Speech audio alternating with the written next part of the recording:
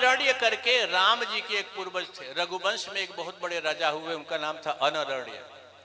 उनके समय में भी कई पीढ़ी राम जी से, बहुत पीढ़ी बाबा के परबाबा राम जी का। उनके समय भी रावण था, ब्राह्मण था, महातपस्वी था, महर्षि विश्रवा की संतान था, महर्षि पुलस्त्य का पोता था और साक्षात हिरण्यगर्भ ब्रह्मा जी का परपोता था रावण। सामान्य मनुष्य नहीं था, सामान्य ब्राह्मण नहीं था महाराज। और जब ये सब किया महाराज तो तुरंत मर गया क्या? अनरण्य राम जी के बाबा को मारा था। किसने? रावण ने। तो अनरण्य ने श्राप दिया था, जाओ ब्राह्मण, एक दिन मेरे वंश का क्षत्रिय ही, रघुवंश कुलोद्भव रघुवंशी ही तुम्हें मारेगा। तो क्या तत्काल मार दिया राम जी ने? पैदा होकर समय लगा। एक वैदिकी करके या सत्यवती करके, ऐसे सत्यवती संभवतः नाम था, एक ऋषि कन्या थी और अरण्य में तपस्या कर रही थी, भगवती लक्ष्मी जी को प्राप्त करने की, उनको सिद्ध करने की, विश्व तत्व को सिद्ध करने की तपस्या कर रहे थे। और रावण उधर से गुजरा, उनके रूप पर, उनके अपूर्व ब्राह्मण तेज से प्रभावित होकर और केश पकड़कर और उनके साथ अनाचार करना चाहे। योग बल से, योग सामर्थ्य से तत्काल सत्यवती संभवतः नाम था या सात्विकी, ऐसे कुछ नाम था, और उन्होंने अपने प्राणों को खींच लिया, शरीर निष्प्राण हो गया और जाते जाते श्राप दे गई, तुमने मुझे छुआ तो छुआ, इस तपस्विनी ब्राह्मणी का स्पर्श तुमने किया इस कुभाव से, जाओ जब भी किसी भी स्त्री का इस भाव से, दुर्भाव से स्पर्श करने की चेष्टा करोगे तत्काल जल जाओगे।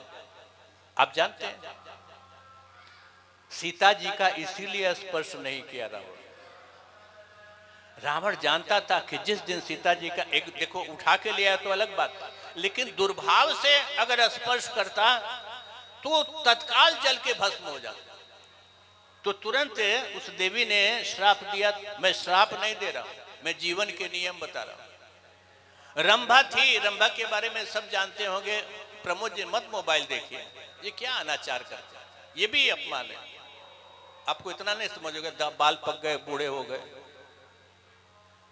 तो रंभा रावण का सौतेला भाई था कुबेर। कुबेर का पुत्र था नलकूबर। नलकूबर मणिग्रीव की कथा, जो यमलार्जुन बने थे, अर्जुन के वृक्ष के जोड़े बने थे, उनकी कथा मैंने कभी कभी यहाँ खेली भी गई है। तो नलकूबर की वागदत्ता थी रंभा, रंभा से उसका संबंध होने वाला था।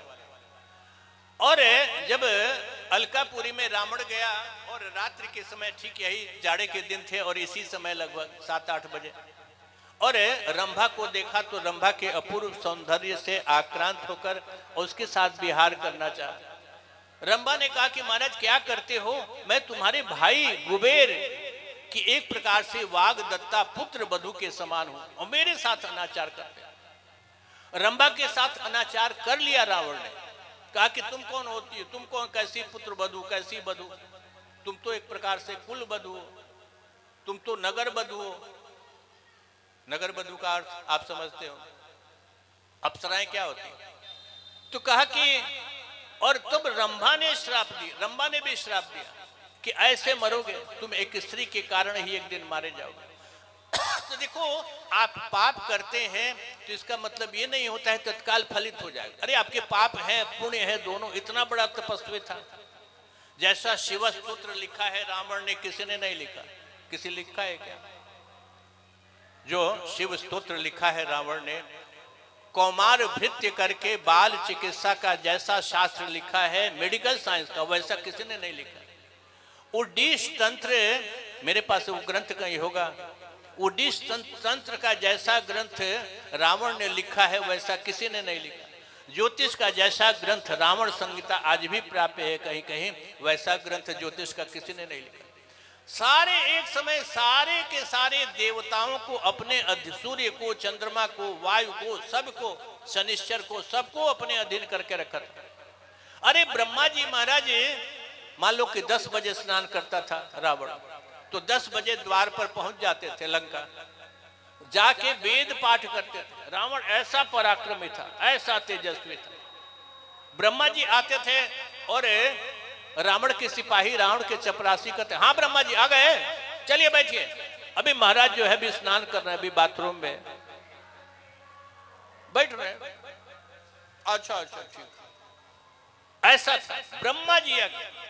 शंकर जी महाराज, शंकर जी उसके उपास्य थे, उन्हीं का उपासक था।